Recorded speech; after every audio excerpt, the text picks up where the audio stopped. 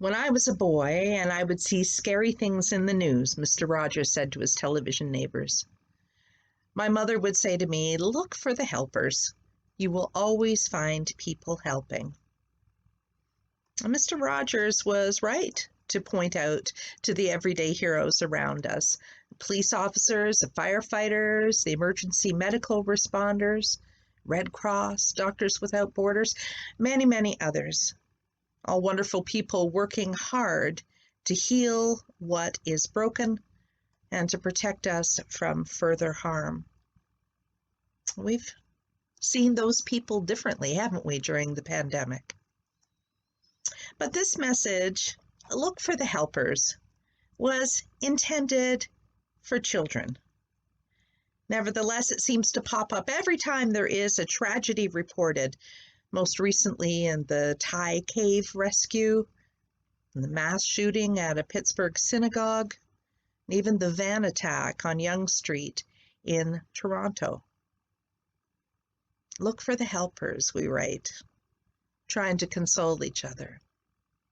Somehow these senseless terrors reduce us all to little children. We want to tell ourselves, don't look at the horror. Look away. Look for the helpers. It's our desperate attempt to shield ourselves from trauma.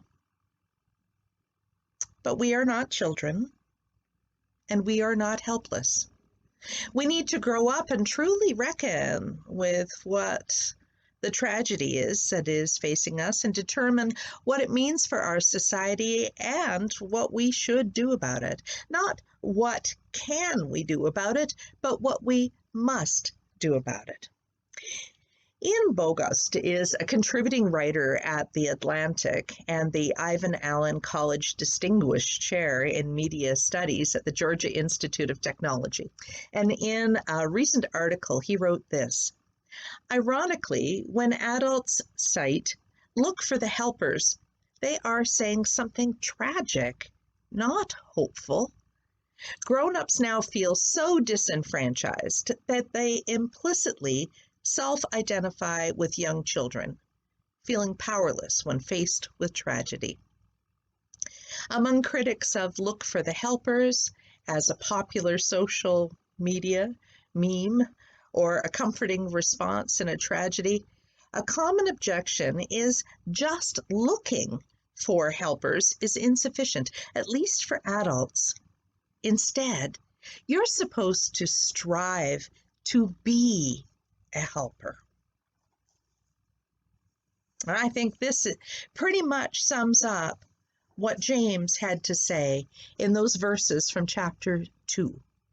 Don't just send thoughts and prayers when there is trouble. Do something. Settling for a response, look for the helpers, sounds to me just like another way of settling for that comfort of assurances that God will provide when we ourselves could be part of the way that God provides. If it is within our power to fix what needs fixing, we should do it. No, we must do it.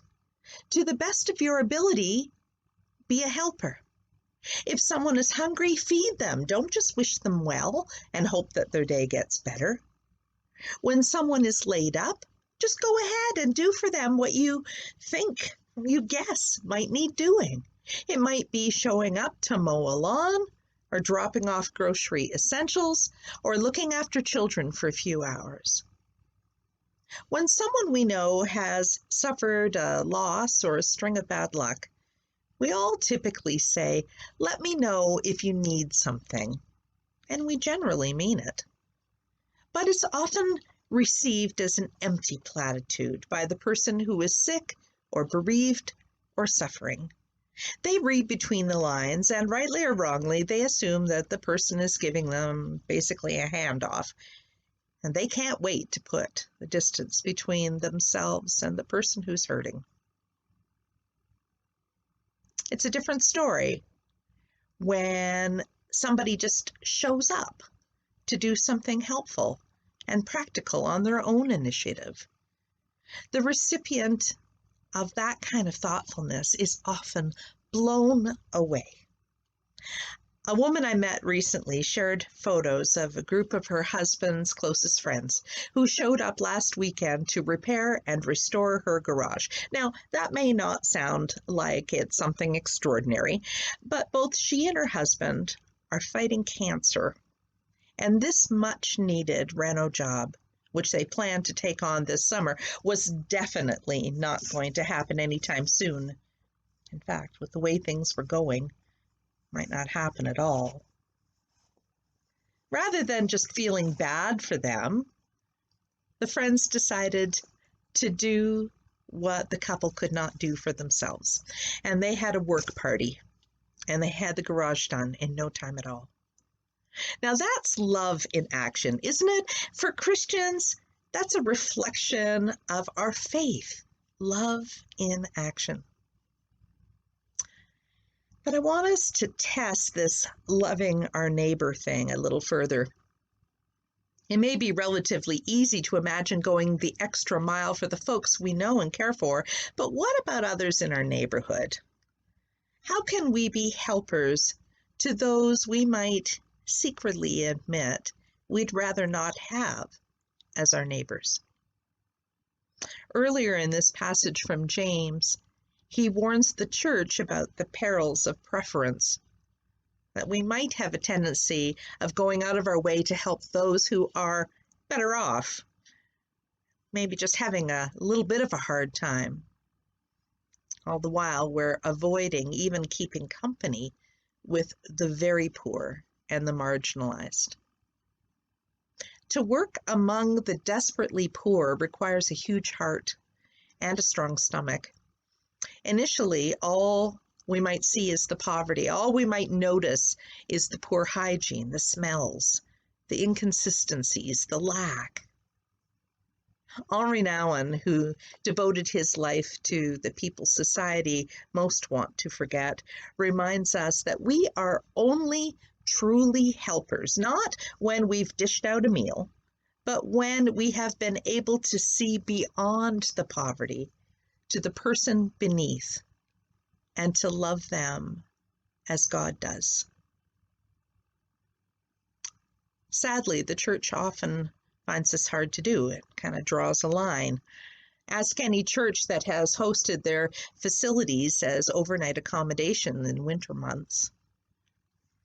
Christian charity bumps right up squarely against the gritty realities of addiction and poverty, mental illness, and a host of other society's ills.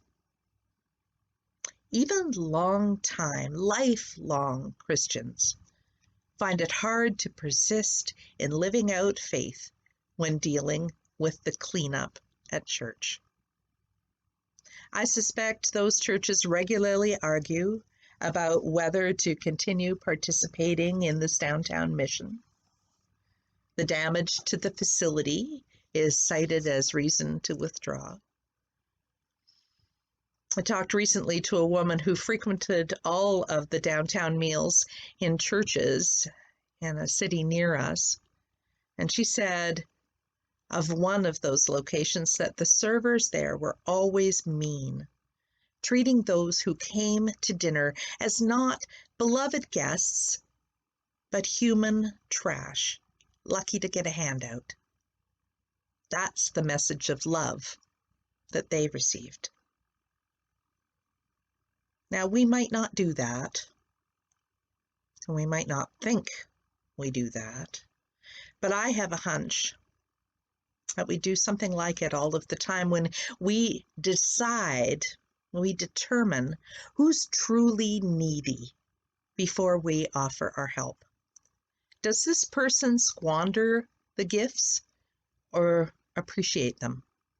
Are they doing their part to help themselves? Well, as a church, we have a long history of this sad kind of thinking.